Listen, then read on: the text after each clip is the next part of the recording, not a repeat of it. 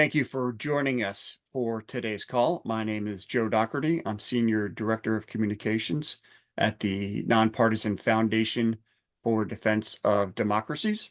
We're grateful that you've taken the time to join us as FDD experts mark the third year of Russia's illegal and unprovoked invasion of Ukraine, and to discuss the latest developments on this issue from the White House, from European capitals, from Kiev, and Moscow. Lots of news happening for sure. Joining us on today's call, we have Bradley Bowman, Senior Director of FDD Center on Military and Political Power.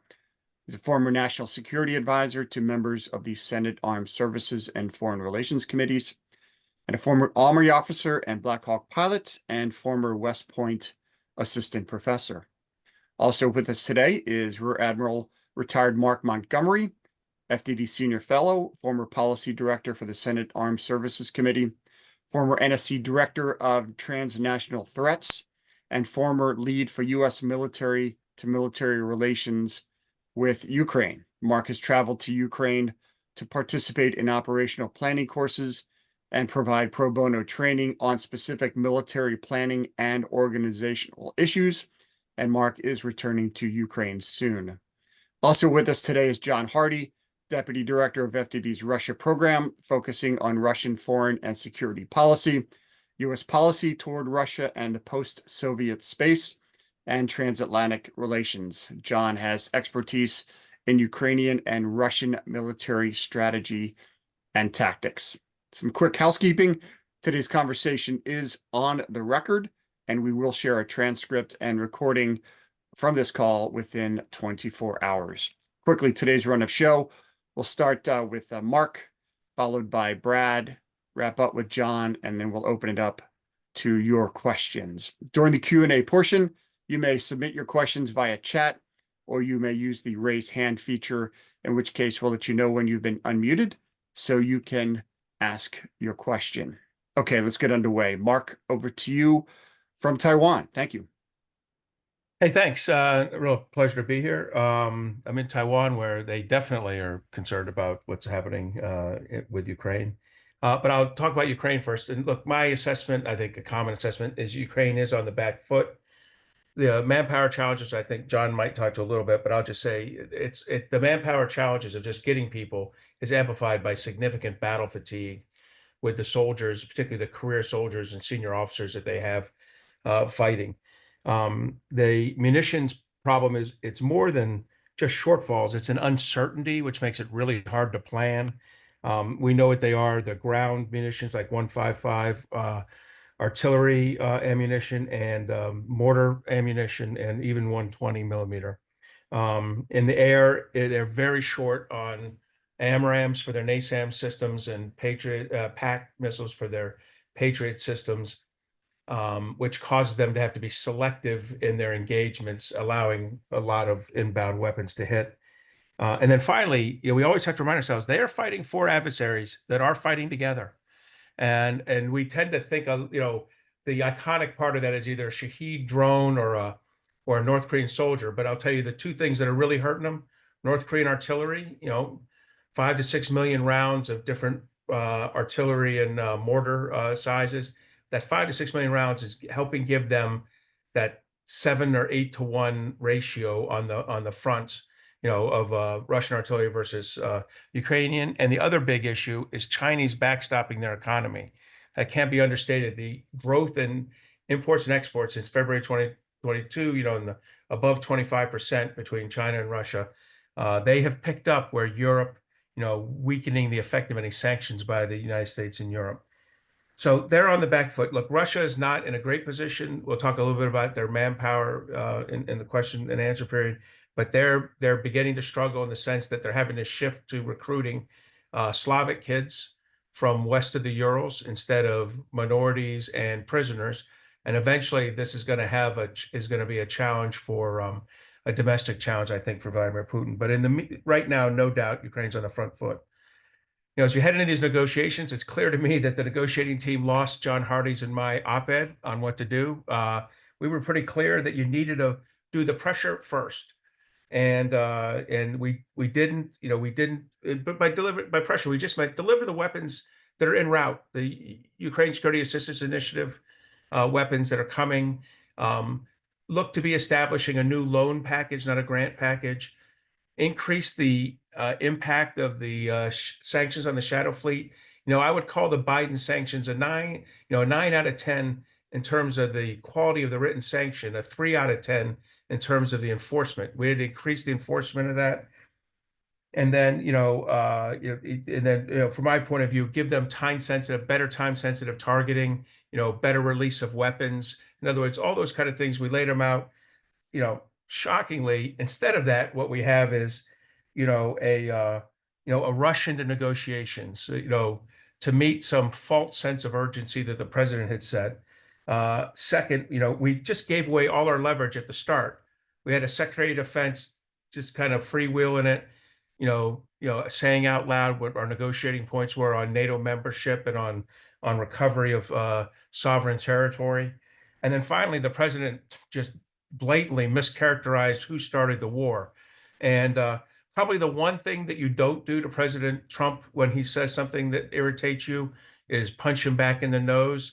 Well, President Zelensky did that, and that unleashed further President Trump comments, about, the legitimacy of Zelensky's reign and, whether we need elections beforehand, really, channeling Russian talking points. Again, I think we learned this with President Trump and Chairman Xi during Trump 45, that the response to President Trump doing something to you is not to do something back right away. You tend to get this kind of reaction. And finally, what I'd say is, this is part of a broader issue where I know the administration is characterizing themselves as disruptors. I think a better term might be destabilizers. And unfortunately, the destabilizing is sometimes us and our allies. We still looks to me like we have a removal of USAID assistance to Russia, to Ukraine, that paid for salaries and things. I haven't quite seen the full unfreezing of that. The perturbations in DoD budgeting and control, and the blatant omission of UCOM as a COCOM that would be supported. To me, these are all challenges, and I really think this all stems from the president made a pledge. I'll do it on day one. He rightly saw before the inauguration it wouldn't be day one. So I think they went for 100 days, and he got a call back from these negotiations in Saudi Arabia that 100 days wasn't looking good. And I think that's what kind of started this kind of accelerating train wreck of comments between President Trump and President Zelensky. So overall, we're entering the third, or ending the third year of the war here with Ukraine in a tough position, and the alliance of the United States really in extremis. Great. Thanks, Mark. I'll just jump in here, Joe, if that's all right with you. Absolutely, Brad. Thank you. Thank you, Joe. Thanks to everyone for joining. I know you're all busy. Grateful for your time. Want this to be helpful. Want to be all of us want to be a resource for you as you report on this. I'd say quite consequential times. 4 quick categories I'll run through as quickly as possible so John can go and get to your questions. What happened then? Then being 3 years ago. Who's to blame?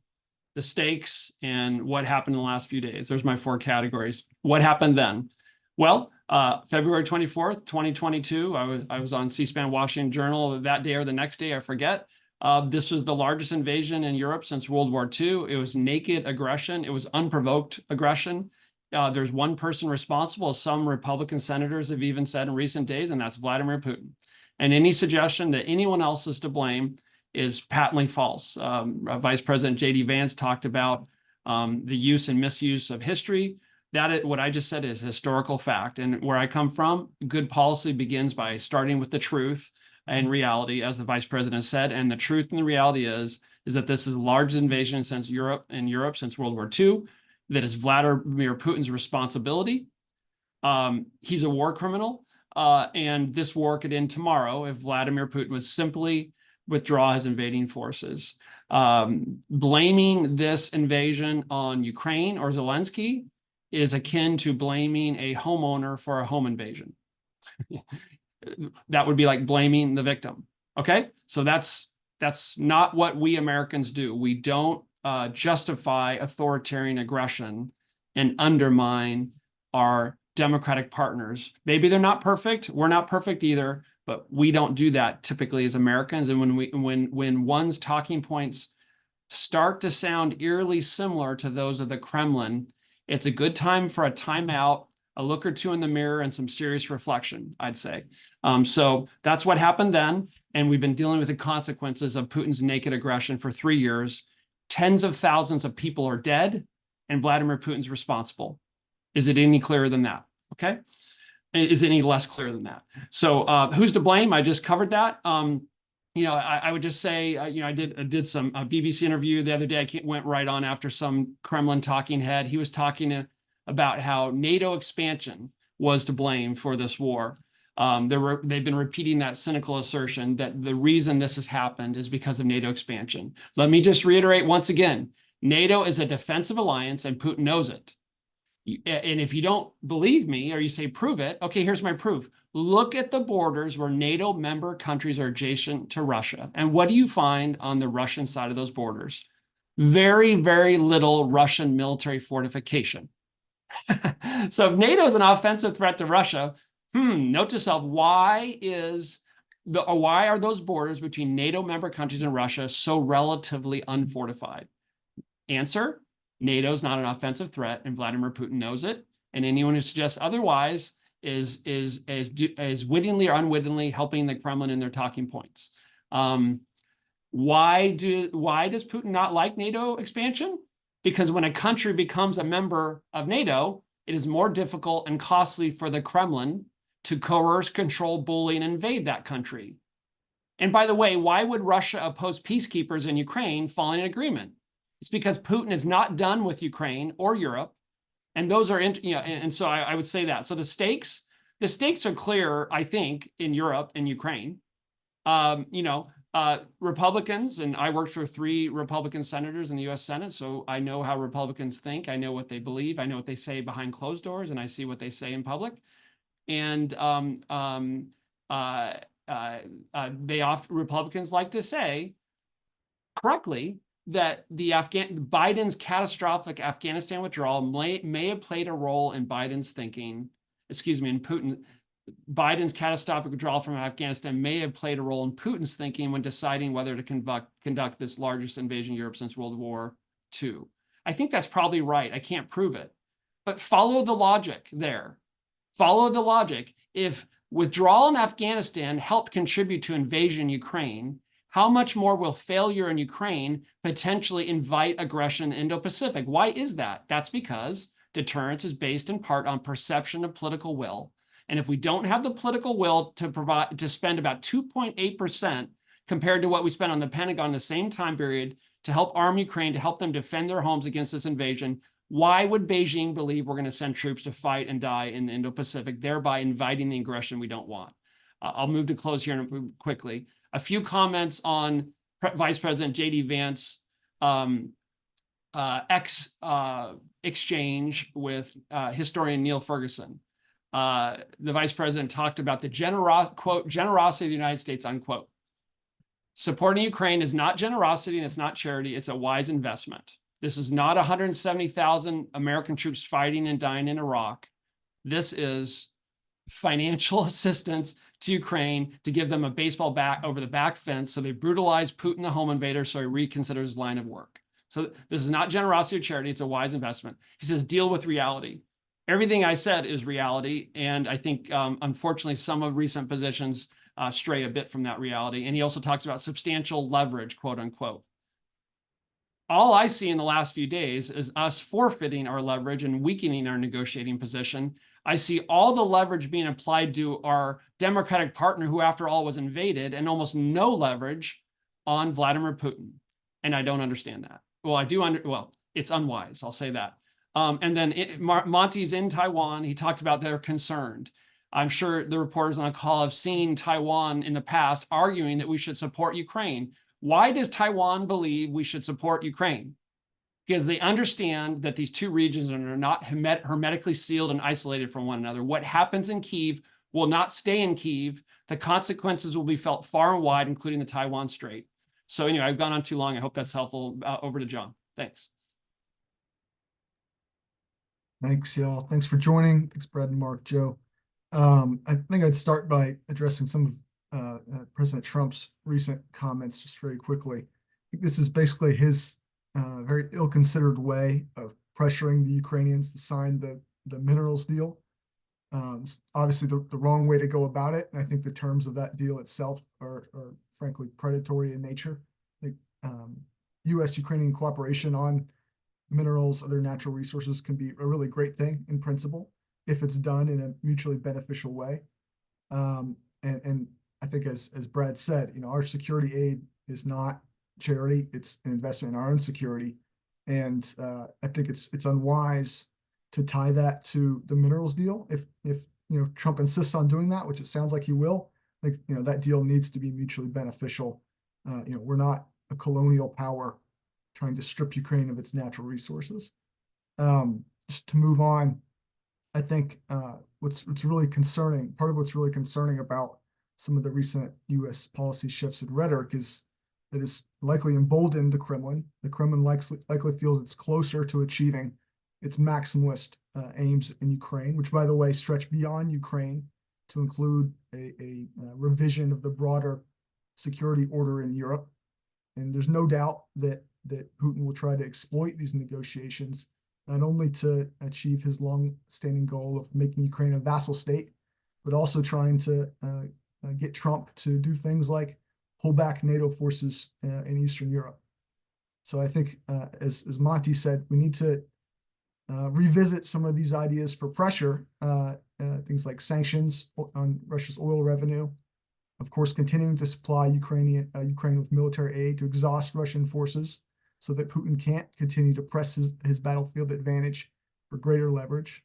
And we also need to be working with the Europeans to provide clarity on the sort of U.S.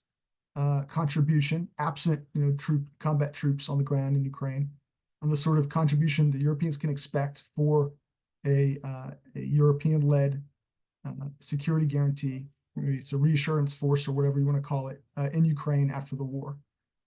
That U.S. backstop, you've heard multiple European leaders say that they think that U.S. backstop would be critical. And so, they need clarity on what, if anything, they can expect from the United States as they formulate those plans. And then lastly, I'll kind of circle back to some of Trump's recent comments and address the election issue. As I said, it seems like Trump has been sort of escalating the rhetoric as a form of pressure on Zelensky, but also that the administration's call for elections in Ukraine actually predates the conversation about the minerals deal, or at least the recent negotiations on the minerals deal. And I don't know exactly where the Trump administration got this idea that an election now is a good idea in Ukraine, but it's just straight out of a ongoing Kremlin operation to try to push this idea, delegitimize Zelensky, and I think in Putin's persistent delusion, replace him with a more pliable leader. And just to kind of share with folks who may not know why Ukraine, which of course is a democracy, should not hold an election right now. They've been under martial law since February 2022. Of course, under martial law, you can't hold an election. There are tons of practical considerations, challenges that make it difficult. Like how do you get votes from people abroad or in occupied territories? Putting aside all that, if you lift martial law, you got the Ukrainian military, because people have the right to return home. People can leave the country. Money can leave the country. Okay, and then other than that electoral period, you'd see Ukrainian, political infighting, which is still fairly subdued relative to where we were prior to the war, although not quite as much as the early days of the war. You'd see that really come back roaring, right? And then that would also give Russia a chance to meddle in Ukrainian, because martial law is lifted, it have a freer hand to use its agents and information operations, et cetera, to meddle in Ukraine. And so I think Putin would love to see this happen because he wants a weaker Ukraine, because that would strengthen his hand in negotiations. Why the United States is sort of playing into this idea, I don't know. but I really hope that they will reconsider. Okay, over. Thank you, John. Thank you, Brad. Thank you, Mark. We will now transition to the question and answer portion of the call. A reminder that you can use the raised hand feature, and that way you can ask your question and we'll unmute you, or you can submit it via the chat feature here. While we get those underway, I do want to get the first question. Brad, you had mentioned Vice President Vance's social media commentary with Ferguson. Wondering if you wanted to flesh that out a little bit, what your thoughts are there. Yeah, no, it was a very, for those of you that haven't seen it, it was a very interesting exchange between Neil Ferguson, whom I view as a serious historian, who knows history. It's kind of a strength for him as a historian, and the Vice President of the United States. Not everything on X has tons of value, but I thought it was a very enlightening exchange. So I encourage you to look at it. There was a little name calling from the Vice President. I thought that was unfortunate. In my experience, sometimes when you have ad hominem attacks, that's a sign of a weak argument. So I think it's good to try to avoid the name calling and really look at the essence of the arguments being made. And the Vice President used the term irrelevant history. I'm not sure there is much irrelevant history, especially when you're talking about great power politics and American foreign policy history. As someone who taught a course in American foreign policy at West Point and grand strategy course and American politics course, I'm not sure I'd ever use the term irrelevant history. Yes, times change, presidents change, parties change. We've certainly seen some changes within the Republican Party for sure. But I think really what Neil Ferguson was talking about there, as I understood it, and he can speak for himself, was he's talking about American principles and interests. And those principles and interests, those principles are, I would say, enduring or should be enduring. And our interests tend to be pretty constant. So while the adversaries evolve and change and politics evolve and change, I think Neil Ferguson was highlighting the point about American principles and interests, and those are enduring. So I think it's unfortunate the Vice President used that term irrelevant history. And accusing a historian of historical literacy, I think was unfortunate. And we also have this term globalist. He started with that. I don't know, maybe I've been called that in the past. I've at times used the word isolationist. I try not to do that because it's viewed as a pejorative, but some people I think earn that title. Globalist. I don't view myself as a globalist. I view myself as someone who believes the United States of America is an extraordinary and exceptional country where we enjoy unprecedented, from a historical and current international relations perspective, freedom, prosperity, and security. And my read of history tells me that if you have something like that, it's worth defending, and there's people who are going to want to take it away from you. And the next step I do is that what happens over there matters here. We learned that in Pearl Harbor. We learned that in 9/11. We learned that in COVID. We learned that in 2 world wars in the first half of the 20th century that, were more than territorial disputes. They became world wars because we let little problems become big problems. The very thing this administration is at risk of doing, I would argue, in the Middle East and Europe, not so little problem, becoming bigger problem. So globalists, most consumers, most people are outside the United States. And we need to lead, we need to engage, we need to be strong, and we need to have international partners. I'll end with this. Mark talked about the axis of aggressors, China, Russia, Iran, North Korea. We're conducting detailed, comprehensive research here at FDD on the axis of aggressors. We'd love to talk with reporters about that. If our adversaries understand the value of partners in this moment, we should too. And that is, I think, one of the most unfortunate elements of what we're seeing from the Trump administration is at the very moment when we most need allies, we're taking our best allies for granted and we're insulting them. You'll see, I'm not trying to insult the Trump administration, yet they're very happy to insult our allies, which is not wise if you're going to need their help. If you want Europeans to do more in Europe, maybe we should respect them and stop insulting them, so that they'll do what this administration wants. So yes, we can do more in the Indo-Pacific. So Joe, there's a few comments. Thanks. Copy. Thanks, Brad. We do have some questions to get to. Nike, Patrick, and Dimitri. We will go in that order. Nike, over to you. You will be unmuted, so you can ask your question. Thank you. Can you hear me? We can, thank you. Thank you so much for this webinar. My question is on China. Can I please get your thoughts on China's role? Do you see China's strategy as waiting for its geopolitical competitors or adversaries, if you will, to fight each other and ultimately reap the benefits? And then separately, do you agree that China wants it both ways? The reason I ask is I was reading very carefully on China's comments after the US-Russia talk in Saudi. On one hand, Chinese officials complimented the US-Russia talks in Riyadh, saying that Beijing is, quote, glad to see all efforts committed to peace, including what has been agreed on peace talks by the US and Russia, end of quote. But on the other hand, Chinese officials said that they hope, quote, all parties concerned and stakeholders will take part in the peace talk process at an appropriate time, end of quote. They were asked to comment on why Ukraine is being excluded from the talk. So I would love to get your thoughts on that. Thank you very much. Mark, can we start with Yeah, you and sure. then open it to Brad and John?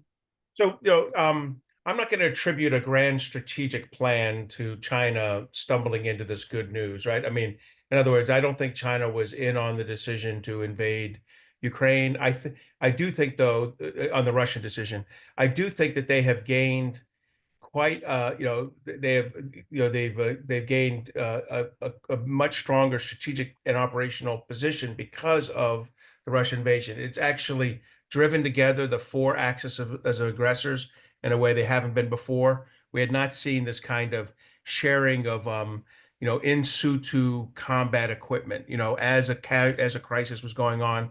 We certainly had never seen the sharing of troops as we did from North Korea.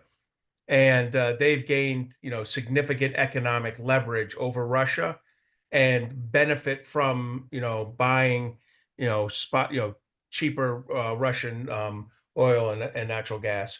So they've accrued a great deal of advantages. That's before the negotiations. Now in the negotiations, the United States, as I said, those were fairly shocking conditions, where we rushed into the negotiations without achieving a position of leverage. We immediately, gave away what leverage we had through announcements, and then, of course, misattributed who the aggressor was. And if it's true, I mean, we have to see what happens with this UN. The reporting is that in the United Nations, the United States is not a sponsor of a Russia should get out of Ukraine bill. This is a first for the United States to not be clearly on the side of of democracies alongside our some of our key traditional allies. And we'll have to see how we vote on this. If we abstain, that'll be just jaw-droppingly, earthquake level, seismic changes in American foreign policy. So again, let's not give China. I know we say China plans things out 1,000 years and they got all this stuff wired. That is not what happened here. They just kind of, dumb luck walked into this, into these advantages that have followed to them. But of course they're going to, coming out of Riyadh, of course they're going to compliment the United States on being a feckless, poor performing negotiator, that gave all the, all this leverage to the Russians. So no surprises on all that. Don't give them credit for it, but they certainly get the benefit. Thanks, Mark. Joe, three quick things here in response to your great question, Nike, which I appreciate. First of all, let me point you to the NATO summit communique from last summer. If you don't have the link, we'll send it to you. And specifically paragraph number 26. This is what every member of the NATO alliance said about China. And I won't read the whole thing to you, but I think it's so important. Quote, the PRC has become a decisive enabler of Russia's war against Ukraine through its so-called no limits partnership and its large-scale support for Russia's defense industrial base. This increases the threat Russia poses to its neighbors and the Euro-Atlantic security. And then it ends with this referring to support. Quote, this includes the transfer of dual-use materials such as weapons components, equipment, and raw materials that serve as inputs for Russia's defense sector. And then here comes in rather undiplomatic speak, not common to Brussels and company, the following, quote, "The PRC cannot enable the largest war in Europe in recent history without this negatively impacting its interests and reputation," close quote. Great, truthful stuff. And my question for our European allies is, how are we implementing that threat right now? And what are we doing to counter China's military civil fusion policy, by which they're trying to licitly and illicitly require, steal, beg, borrow technology from European and American industry to create Chinese national champion companies, to put our companies out of business, and then siphon that technology to the People's Liberation Army to facilitate aggression in the Taiwan Strait in the potentially in the coming years. I have no doubt that diplomats from China are whispering in ears around the world about the unreliability of Americans.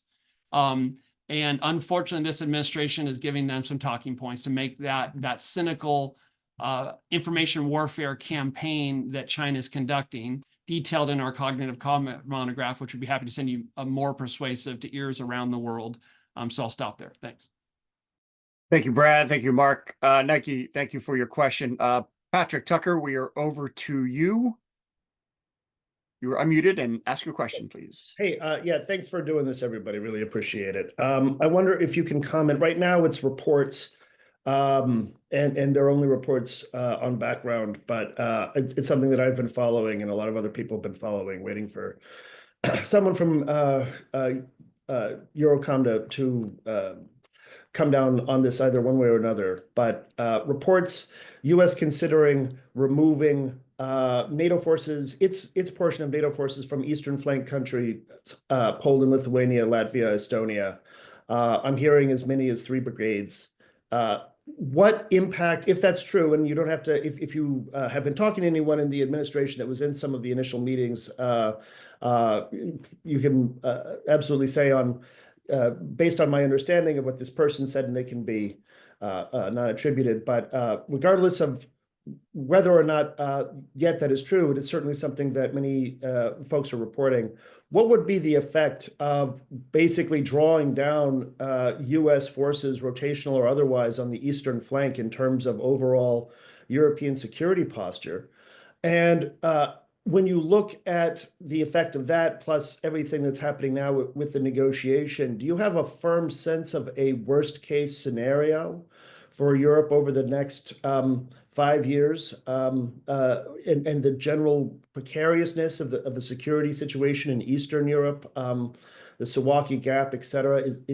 Are you confident, or do you have any inkling that perhaps following Trump's this term, there would be an honest push to retake those Baltic countries and fracture NATO along Article 5 lines? Thanks. I'll take a first bite, and there's a lot in that apple, so I'll leave a bunch of it to Brad. I'll start by saying there's two initial impacts, Patrick. I think the first one is immediate, which is these are forces that, particularly the ones in Poland, that are used for training Ukrainian forces. They're mixed in. These forces forward are both brigades that are part of a forward stationed force.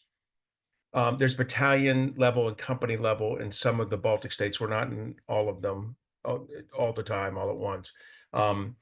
But a good number of forces are in Poland doing rotations for training and helping the Ukrainians with specific things. So there's an immediate, I think, degradation in our efforts to prepare, to support Ukraine and getting ready. That's probably part of the intent if they were removing forces. What they would do accidentally, though, by pulling forward station forces, is pulling the forces that are either permanently there or permanently on rotation, the forward station or forward deployed, in Poland particularly. This is a buildup that was initiated under Trump 45. So I guess he was wrong then if he's taking them out now, but we'll let that go. And they're critical. I was the UCOM J5, the head of planning and war planning and ops at UCOM, and I'll say gently that this is a tough fight in the Suwalki Gap. It was made easier by 2 things recently. One, the Trump 45 decision to put forces into Poland, which was carried out by President Biden, and 2, the weakening of the Russian army by beating its head against the Ukrainian infantry, against Ukrainian forces. And during these negotiations, the Russians may get a respite that allows them to solve number two, and get better, and get healthier. And number one, if we self-deter by pulling those forces out, we're weakening ourselves. And I cannot tell you how important American forces forward there are. First of all, we have a lot of what's called European defense or deterrence initiative stowage in that area. So these forces will immediately be augmented by other forces that can fly in quickly and become a very significant deterrent effect, within hundreds of kilometers of the Souvlaki Gap, ready to get in and stop any Russian malfeasance. Look, I don't think Russia's thinking of attacking, but I will tell you, having the right forces there ready to deter lower that likelihood even further. So these forces, forward deployed forces, are critical, not just for their own value, but because they can be flown in on, and increase significantly in size by follow-on forces. And then the final thing is they're great trainers. The Poles are buying what can only be described as a metric butt ton of U.S. equipment, right? They're spending 4.5% of GDP. If we build it, they're buying it. Now, they buy this stuff and you want to help them integrate it rapidly. The best thing you can do is have U.S. forces, in the locality, helping with the training. It's good for us to use this equipment, good for them. We lose that opportunity. So if this is happening, it's a big L across support to Ukraine, deterrence versus Russia, and the readiness of our allies and partners to execute war plans that we're involved in. So big loss. Brad? Thanks, Patrick, for the question. And Admiral Montgomery speaks with authority and experience on that topic based on his role in EUCOM. So I agree with him. And let me just I'll put something in the chat that I don't know if you guys are seeing my what I'm putting in the chat. Here's a document from NATO that talks about the 8 battle. This is as of February 2025. So that's this month. The 8 battle groups in Eastern Europe are in Bulgaria, Estonia, Hungary, Latvia, Lithuania, Poland, Romania, Slovakia. The United States is the framework nation for one, and that's in Poland. Another country is the framework organizing kind of lead nation for the other 7. Okay. And then look at that list in there, all the contributions of our allies and partners. So any suggestion that our European allies are not stepping up to the plate does not withstand scrutiny, and I just sent you the evidence of it. With that said, the United States has a unique role to play in Eastern Europe indefinitely, but certainly over the next few years. Why is that? That's because our European allies have for the most part, generally speaking, have under-resourced defense spending. And so their militaries are not as capable as we'd like them to be. Their stockpiles are not as deep. And that's especially true since many of them have been so generous in helping Ukraine. So what we have here is a window of vulnerability for the next few years, and Monty will have a more fidelity on how long that window is, where American forward station combat power is uniquely important for deterring aggression against the alliance. And there's a saying in the Army, if you want it quick, you're going to get it bad. If we do this quick, it's going to get bad, I predict. And so this is a window where we need to allow the Europeans are starting to wake up, that realize that unprovoked aggression is not a relic of the black and white newsreels of the first half of the 20th century. It happens today. Human nature has not changed. Newsflash. They're increasing defense spending, but what you spend today tends not to manifest on the battlefield for 1 to 5 years. So we got to give them the time to step up and carry even more of the burden. But one of my key points here is they're already carrying a lot of the burden. John, Moscow's perspective on that? Well, as I mentioned earlier, think about the war in Ukraine. It's part of a broader set of grievances against the West, especially the United States, about what they perceive as injustices done to Russia since the fall of the Soviet Union. So their goal is not just to dominate Ukraine. That's kind of the key and most acute issue in this broader kind of ambition. Their goal is to rewrite the security order in Europe. And if you just think back to the months before the full-scale invasion, back in like November 2021 to January 2022, we kind of went through, it's sort of like Groundhog Day. We kind of went through a lot of what we're talking about now. if you think back, the Russians basically engaged in a smoke and mirrors diplomatic process to try to mask their intention to go into Ukraine. And one of the demands they put forward, longstanding demand, they call it basically one of the root causes, in their words, of the conflict in Ukraine, is a rollback of NATO forces in Eastern Europe. And they basically want kind of a pact with the United States that we won't put forces anywhere near Russia, right? So that's one of their main goals, and Putin absolutely will try to exploit these talks to not only get U.S. acquiescence to Ukraine being a vassal state to Russia, but also to make progress on those broader ambitions. And of course, I hope that the Trump administration will not fall for that.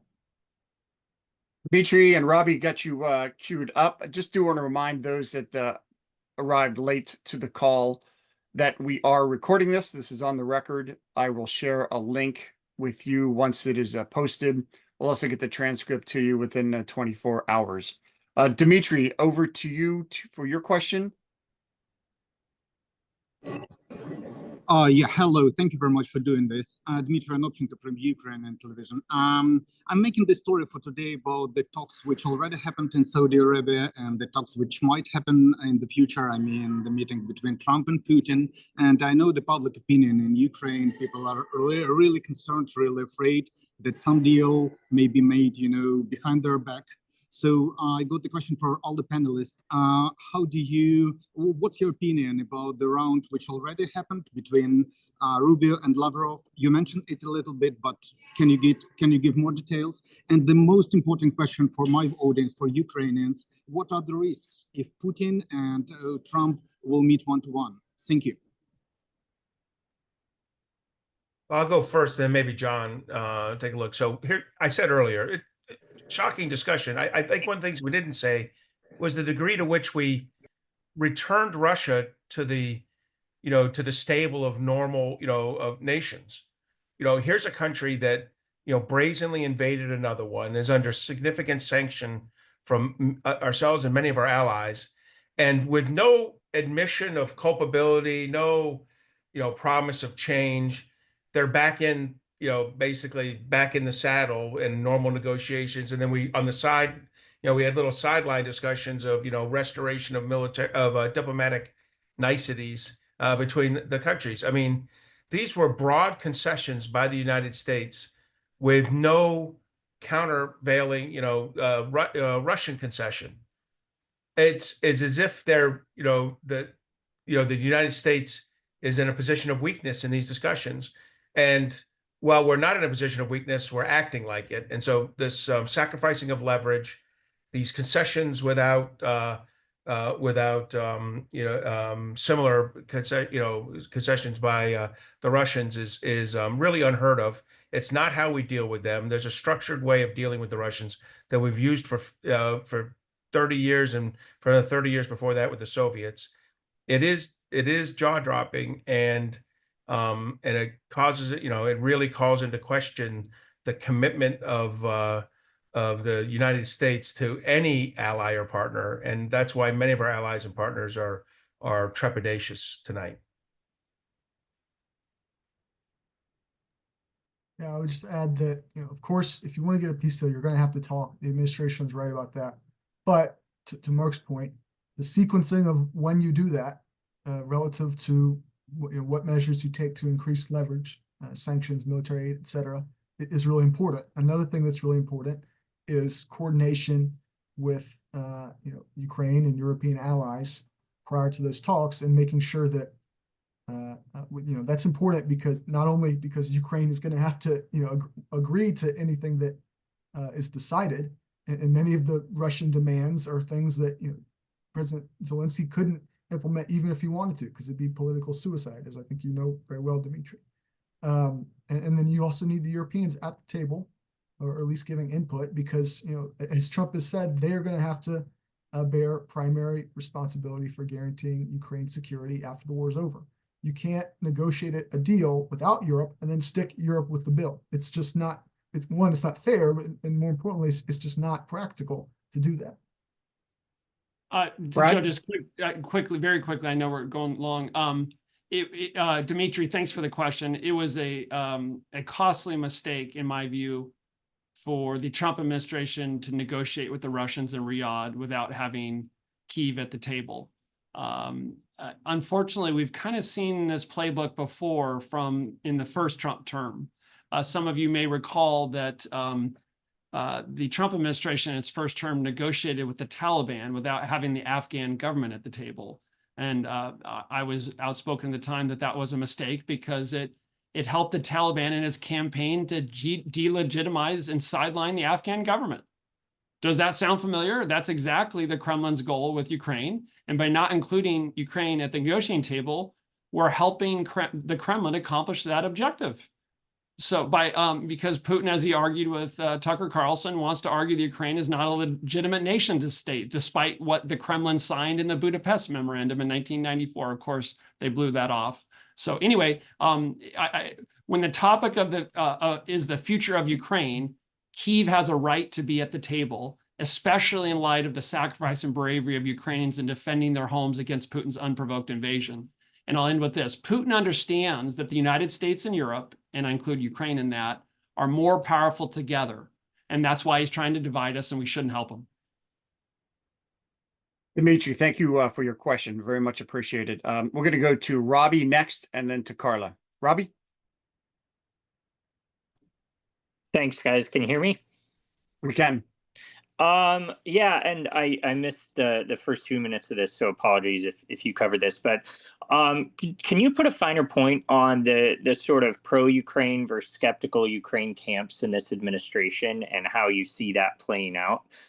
There's obviously, Rubio, Waltz, Kellogg that people point to, and then there's others, Elon Musk, Don Jr., some people like Elbridge Colby, et cetera, JD Vance, obviously, who are more skeptical of continuing aid to Ukraine. How do we make sense of this? And does it seem like one side is winning influence over the other side in constructing this policy as it plays out now? Well, yes. Do I think the prioritizers are or restrainers, depending what that, and by the way, a prioritizer is someone who says my priority is the Pacific, not Ukraine, and a restrainer, someone who says, I'm not, I really am not that interested in U.S. military commitments anywhere. I tend to think a prioritizer is just a restrainer who hasn't met every place in the world to say no to, because eventually it seems to me most of the prioritizers end up as restrainers. But whoever they are, the prioritizers and restrainers are clearly in the driver's seat. And the internationalists like Senator Rubio and I think Representative Waltz are not. And that's pretty clear. If you ask me who the lead prioritizer is, it's the vice president. I'm not even sure the president's really an isolationist, but I think the vice president's very close to one. And this is the big difference between Trump 47 and Trump 45 is that in Vice President Pence, we had an internationalist, and we no longer have that. And there's no check on anything President Trump thinks or says. And if anything, I think Vice President Vance is accelerating the move towards a isolationist strategy. I will tell you, here in Asia, no one's looking at this going, wow, thank God they're focusing on us now. They're instead saying, oh my, this country now in 4 short years has abandoned its commitments in Afghanistan and in a way that was, extremely inappropriate towards our allies and partners, both our fighting partners and the Afghans themselves, and then has appeared to almost have done the same with Ukraine. You don't think to yourself, wow, they must be prioritizing me. You think to yourself, wow, they won't prioritize anyone. And so who do I think's winning? The quote, the isolationists. And I hesitate to call them prioritizers because I've yet to see them prioritize anything. Brad? Great insights from Monty. Thanks, Robbie, for the question. Yeah, I think it's clear who's winning this debate. I've long said we're in the midst of a fight for the soul of the Republican Party generally, and especially on foreign policy. And this is not new. If people know their American history, we've long had isolationist streams within the party, and those of us who've argued that what matters over there, or what happens over there, matters here, and that we're safer when we lead, engage from a position of strength. So I think this last week, frankly, has been one of the worst moments in American foreign policy in several years.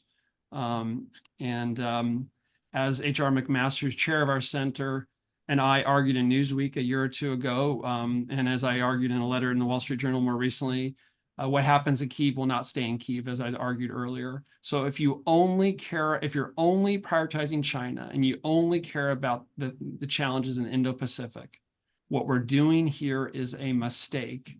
If you don't care about Ukraine, which we should, it's a mistake. I worked in the Senate for 9 years. I worked with Senator Rubio's staff a lot.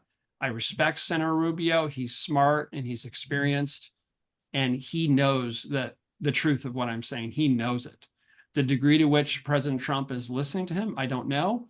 I think H.R. McMaster's most recent book, I said he's the chair of our center. We did an event on his book, provide some insights to some of the dynamics that might be happening right now. And I worry there's a dynamic right now in the NSC and in the White House and among cabinet officials where people are afraid to tell the president something he'll disagree with because it's not a career enhancer, shall we say. And what is the effect of that? Anyone who studies leadership or bureaucracy 101 or autocracies, I'm not saying autocracies here, but it's a dynamic in autocracies, is that results in a declining quality of information and advice going to the decision maker and poor decisions. So I don't know anything about business. I ran a lemonade stand, but any business owner, any leader understands that if you punish people who bring you arguments that are different than what you think, they're going to stop doing that. And when you're the most powerful person in the world and the president of the United States, that's a very dangerous dynamic. Next up is Carla from VOA, and then we're going to go to John from Minneapolis. Carla, over to you. Thank you. Hey, thanks. I appreciate you guys doing this.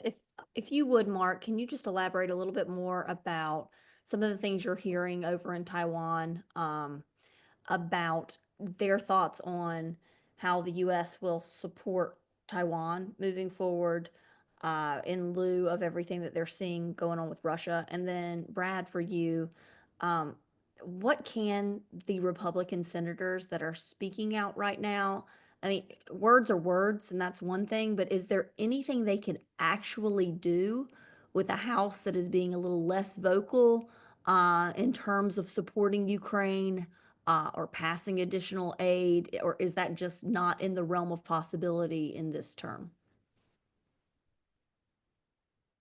So I'll start on that first question.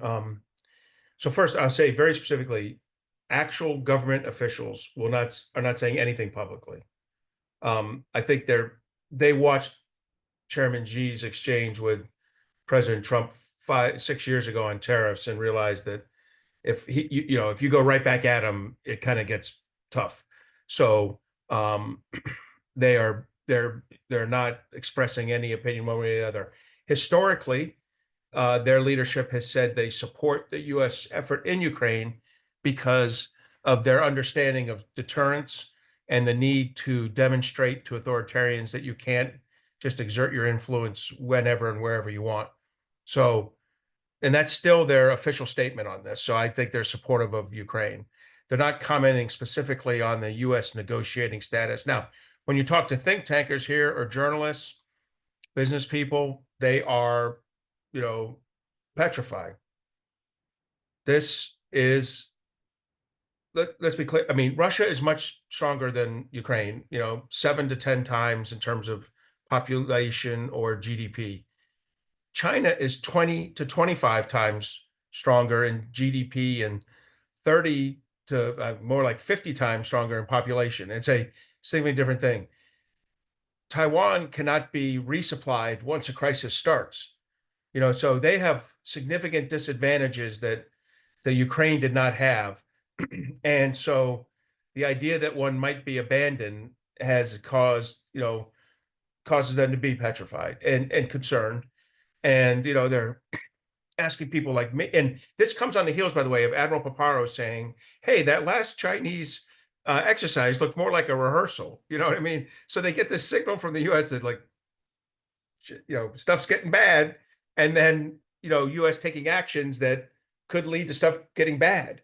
And so I think they're worried. Now, I do not think we'll hear anything publicly from their leadership because they're smart. They'll be trying to engage with counterparts. I will say it's tough for them to engage in DC right now. There's no confirmed Undersecretary for Policy. There's no confirmed Assistant Secretary for Asia Pacific. And the way it works for Taiwan is they are not given access at the secretary level for like their Minister of Defense. Their president, vice president have no access points because of how we've treated them policy-wise over the last 50 years. So their normal points of entry don't exist, aren't yet manned, either at State Department or Defense Department. So that complicates it further. So there's concern, certainly willingly expressed everywhere but the government, but I suspect inside the government as well. Carla, thanks for your question. I got to run here in a second. If you want to follow up later more on this, I'm happy to. I'll just quickly say that I worked for 3 Republican senators who were effective and had integrity. But something I observed through the years in the Senate was often senators who would say one thing in private and be unwilling to say in public. And everyone comes to Congress with, hey, they want to be a fiscal hawk, they want to focus on defense spending, they want to reform healthcare. And that what many discover is that it's kind of nice to be a senator, and it's nice to have the creams and lotions associated with the position, and you don't want to give that up. And then that becomes, whether they admit it to themselves and their family members or not, the #1 priority. And you tend to have phone calls from the president like, hey, congressperson or senator, how many votes did I get in your state and district? And it's a threat. And so you want, at a risk of oversimplification, almost everything we're seeing here from the Republican Party right now is members of Congress who have decided, despite what they tell themselves and what they say in public, that the #1 thing is getting reelected.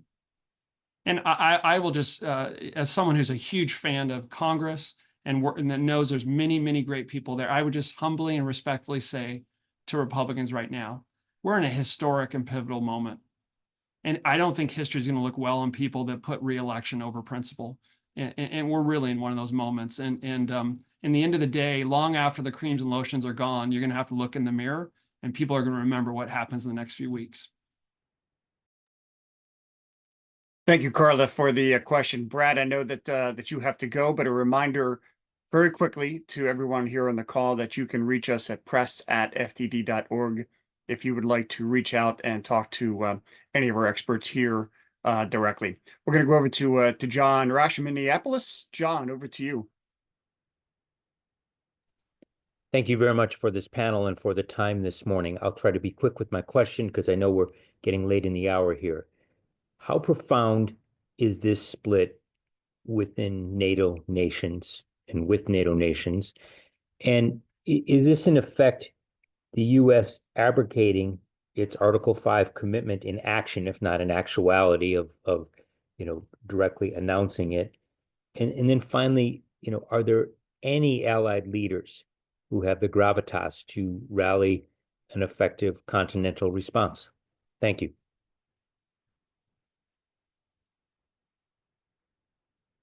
John, do you want to take the first crack at that, and then Mark? Sure. Yeah, I think this is an acceleration of a trend that Europe has seen coming. But I think the problem, and the Europeans will be the first to say this, many of the leaders who are kind of clear-eyed, they've talked a lot about it. They haven't done a lot about it.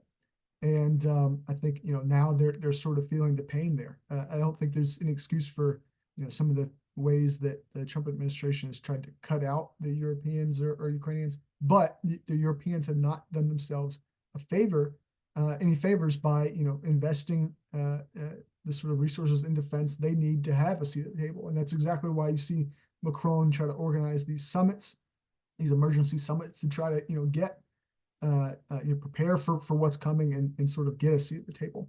And I'm confident that Europe will do what it has to do, because it really has no other option at this point. But we're going to have to see some policy changes with that as well. For example, like how the Europeans finance defense. There's some good conversations being led by the European Commission, and that needs to happen. I think we discussed this earlier, but prioritization is key to strategy, but so is sequencing. And so the U.S. is right to focus on Indo-Pacific, but we also have to be cognizant of the fact that Europe for decades now it's not only reliant on the United States because of its own under-resourcing, also because we've deliberately set up a system where European militaries plug into what we do, and we are the indispensable country. And many of those capabilities, whether it's logistics, other things, can't be replaced overnight. And so we do have a period, I think maybe Mark or Brad said, a period of vulnerability here. The good news is that the more we degrade the Russian military, the less that risk is, and the longer the period of rearmament that Russia will need before it could invade NATO country. Over. The one thing I jump in on and say is that, we get fascinated with the 2% or 3% or 5% of defense spending as a percentage of GDP. That number has meaning. It can be misconstrued and misused, but it has meaning. But equally important is how you've been spending it, and that's where the Europeans have really been letting us down. And John averted to that. Some countries are spending 3 and 4% and spending it on the NATO capabilities that are needed exactly for them to do their mission. I'd say the Baltic states are in that group. Poland's close to being in that group. But there's other states that are building, spending 2% or spending 1.5% or spending 2.5%, and then a good chunk of that's not applicable. Why does this matter? Well, when it's time for you to step up for the United States, it's not just that their defense spending's in a totality, the defense spending of NATO minus the United States is 40% of the United States. It's that it's not being spent efficiently or effectively. And we don't spend our 880 well, but we spend it better than the Europeans do. And then finally, element of it is they've never gotten around the idea of like consensually passing like munitions production to just one country and stepping back. As a result, kind of everybody bled away from munitions instead of like consolidating around one country doing things. We're starting to see that as they're starting back up, like the Germans are doing artillery with Rheinmetall, of course, big plant in the United States. But we're starting to see a little bit come back, but they've got to both spend the money and then spend it right. And until that's done, Europe is really not going to be able to stand in for the United States in a meaningful way. Thank you, Mark. Thank you, John. We're going to wrap up this call, but I do want to remind you that you can reach out to chat with any of our experts here. Please email press@fdd.org, and we will arrange a time for you to chat with them, including Mark, who is in Taiwan.